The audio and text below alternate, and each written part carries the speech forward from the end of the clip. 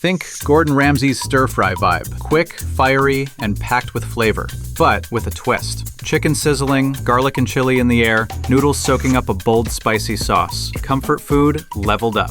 First, the sauce. Soy sauce for depth, dark soy for color, and oyster for that glossy finish. Together, they're the flavor base of these noodles. Next, the eggs. Season with salt and pepper, beat until smooth, then pour into a hot wok with a little oil. Scramble just until set, then take them out. In the same wok, heat a little oil until it's hot. Add the chicken, season with salt and pepper, and sear one side for 30 seconds. Flip and sear the other side for another 30 seconds. Toss in the garlic, ginger, and chili. Fiery, fragrant, totally Gordon Ramsay style. Add the broccolini, keep it crisp, keep it green, and get it coated in that sauce.